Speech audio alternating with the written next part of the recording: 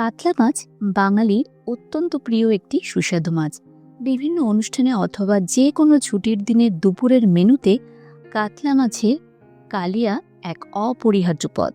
আজকের পর্বে শিখে নেব কাতলা মাছের একটি ইউনিক কালিয়া রেসিপি। চলুন দেখে নেওয়া যাক আজকের পর্বের রেসিপি। এখানে কাতলা মাছ নিয়েছি, নুন, হলুদ আর সর্ষের তেল দিয়ে ভালোভাবে 5 থেকে 6 মিনিট ম্যারিনেট করে রেখে দিয়েছি। এরপর কড়াইতে 3 থেকে 4 টেবিল স্পুন সর্ষের তেল গরম করে এতে সামান্য পরিমাণ নুন দিয়ে মাছগুলোকে ভেজে নিতে হবে। নুন দেওয়ার কারণ হচ্ছে মাছগুলো যাতে একটার সাথে একটা লেগে না যায়।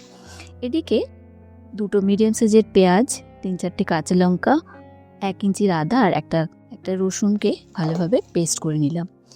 এদিকে মাছগুলো ভাজা হয়ে গেছে, দেখুন গোল্ডেন ব্রাউন করে খুব ভালোভাবে ভেজে নিয়েছি। এরপর মাছগুলো তুলে নেওয়ার পরে ফ্লেমটা দেখছেন লোতেই আছে, লোতেই থাকবে।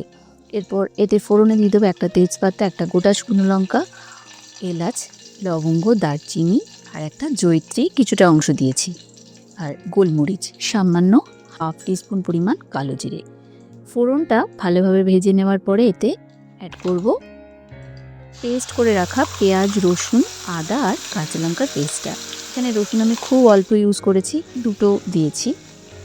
এরপর ফ্লেমটা কিন্তু লোতেই থাকবে, সম্পূর্ণ রান্নাটাই লোতে হবে। পেঁয়াজটা হালকা করে ভেজে নিতে হবে।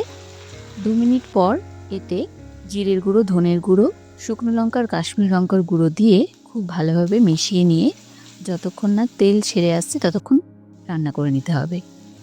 তেলটা ছেড়ে যখন আসবে তখন এতে 1/4 কাপ পরিমাণ কাজু আর পোস্ত বাটা দেবো।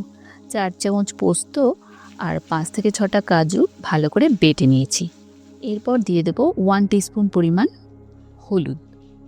হলুদ গুঁড়ো দেওয়ার পর এটা ভালোভাবে মিশিয়ে নেব, কালারটা খুব ভালো আসবে। এরপর দেব 2 টিস্পুন পরিমাণ টক দই, ঠিক এইটুকুই দেব জাস্ট ফ্লেভারটা অ্যাড করার জন্য। এরপর মিক্সার গ্রাইন্ডার জারটাকে ধুয়ে 1/2 কাপ পরিমাণ জল এতে ভালোভাবে মিশিয়ে নেওয়ার জন্য।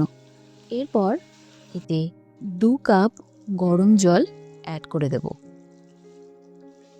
এরপর ভালোভাবে মিশিয়ে নিয়ে স্বাদ মতো নুন দিয়ে যখন দেখবেন গ্রেভিটা ফুটতে শুরু করেছে তখন এতে ভেজে রাখা কাতলা মাছগুলো এপিট ওপিট করে এইভাবে দিয়ে দিতে হবে যাতে ভালোভাবে গ্রেভিতে ডুবে থাকে। তো কাতলা মাছগুলো যেহেতু খুব ভালোভাবে ভেজে নিয়েছি, এটা খুব বেশি কুক করার দরকার নেই, এই 6 থেকে 7 মিনিট লো ফ্লেমে কুক করলেই হয়ে যাবে। আর উপর থেকে মাছ ভাজার সামান্য পরিমাণ তেল দিয়ে দিচ্ছি, এতে ফ্লেভারটা ভীষণ ভালো আসে। এইভাবে লো ফ্লেমে 6 থেকে 7 মিনিট কুক করে নেওয়ার পরেই উপর থেকে নামানোর আগে দিয়ে দেব 1/2 টিস্পুন পরিমাণ ঘি, 1/2 টিস্পুন পরিমাণ গরম মশলা আর সামান্য পরিমাণ ধনেপাতা কুচি। ব্যাস, তাহলেই হয়ে যাবে কাতলা ফিশ কালিয়া, একদম রেডি। ফ্লেমটা অফ করে দিয়ে ঢাকা দিয়ে 10 মিনিটের জন্য রেখে দিলেই রেডি হয়ে যাবে আজকের পর্বে কাতলা মাছের একটা অভিনব রেসিপি, যেটা খুব সহজ পদ্ধতিতে দেখানোর চেষ্টা করলাম। আশা করি রেসিপিটা ভালো লাগবে। রেসিপিটা কেমন লাগলো সেটা অবশ্যই কমেন্ট সেকশনে জানাবেন। রেসিপিটা যদি ভালো লেগে থাকে তাহলে ভিডিওটিতে একটা লাইক দিয়ে দেবেন।